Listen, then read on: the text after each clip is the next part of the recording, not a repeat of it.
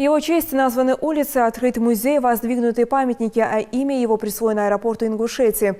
Первый герой России Сулумбек Асканов. Сегодня генерал-майору авиации исполнилось бы 76 лет. Он любил небо, родину и людей. Жизни десятков человек он спас ценой собственной. В феврале 1992 года легендарного летчика называют шагнувшим в бессмертие. Какими его вспоминают сослуживцы и близкие люди? Смотрите далее. Сулумбек Асканов родился 8 января 1943 года в многодетной семье. Отец – участник Великой Отечественной войны, а мама была удостоена звания мать-героини. Детство будущего летчика было трудным. Когда он был еще ребенком, семья переехала в Казахстан, и лишь в 1957 году они вернулись в родное село Плиево. Сулумбек поступил в Грозненское ПТУ, одновременно занимался в аэроклубе, мечтал поступить в Каческое высшее военное училище летчика, поступил и окончил его на отлично. Выпускника оставили там же летчиком-инструктором, а вскоре перспективного офицера направили в военно-политическую академию. Сулумбек мне рассказывал, и я в книге об этом написал, что еще в раннем детстве, когда я лежал на стоге сена и смотрел в небо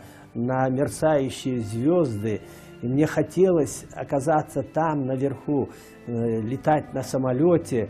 И вот тогда именно в нем зародилась эта мысль стать военным летчиком. Сулумбек Асканов одним из первых среди советских летчиков освоил МиГ-29, истребитель 4-го поколения, на котором и совершил свой последний полет. 7 февраля 1992 года при выполнении тренировочного полета в условиях плохой видимости он потерял пространственную ориентировку. Выйдя из облаков, Асканов увидел, что его самолет падает на поселок Форостянка. У него был только миг, чтобы принять решение и отвести падающий МиГ-29 от жилых домов. Летчик не дал упасть воздушному судну на поселок, увел подальше от жилых домов, но сам катапультироваться не успел. За этот героический поступок позже указом президента России генерал-майору Асканову посмертно присвоят звание Героя Российской Федерации, а спустя десятки лет в Липецкой области вновь соберутся сослуживцы Сулумбека Асканова, для которых он был больше, чем просто инструктор полетной подготовки. В то же время он был требовательный. В то же время я его знал как профессионала, прекраснейшего профессионала, трудоголика. Память об этом светлом человеке, об этом офицере, о летчике неизгладима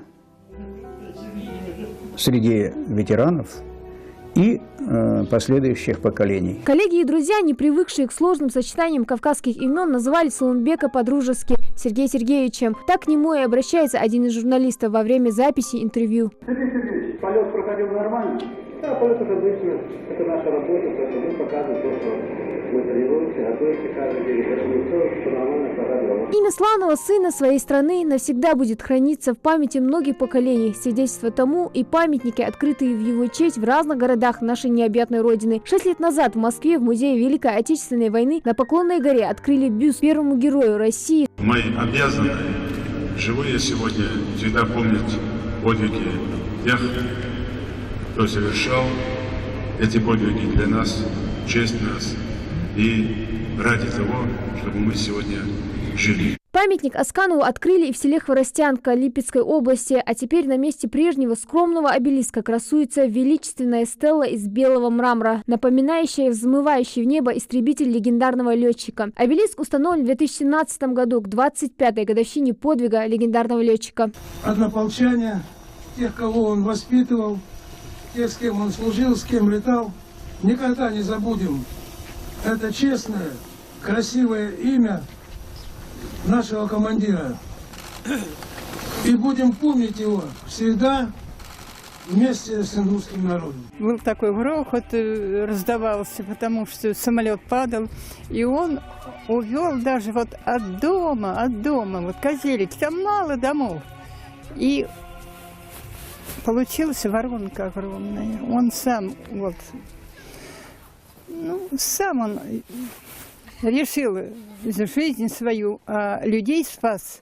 А если вот он на Хворостянку упал в самолет, то тут была бы катастрофа.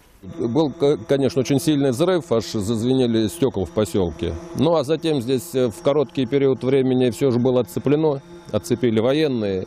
Ну и потом это все по крупицам, все потом восстановилось и сказали, что ценой жизни, спасая людей, еще раз повторюсь, Асканов совершил свой подвиг. Память о Сулумбеке Асканове в единственной школе села Хворостянка Липецкой области также открыли мемориальную доску. Чуть позже ее учащиеся приехали в Ингушетию, чтобы пообщаться с родными и близкими легендарного летчика. Двоюродный брат Сулумбека Хусен Асканов рассказал ребятам о том, как получил трагическую весть. История гибели героя всегда трогает до слез. Гости из Липецка считают большим везением оказаться здесь, на его родине, в его родном селе. Нас от мала до велика знают все, кто такой Сулумбек. И я надеюсь, что все поколения дальше будут знать, почитать его, как мы сейчас почитаем. Спасибо вам огромное за него, за его подвиг. Хочу вам сказать спасибо за то, что он спас нас, наше село от такой трагедии. У него была возможность избежать своей гибели, но он выбрал путь, спасая нас. Ингуш с большой буквы, именно так отзывается о Сулумбеке Асканове, первом герое России, его друзья и близкие. Для народа он не умер, а шагнул в бессмертие. Миг генерала Асканова, в котором он проявил героизм и ценой своей спас десятки жизней. Пример для каждого. Хадида Бриева, Мадина Пугоева, Новости 24.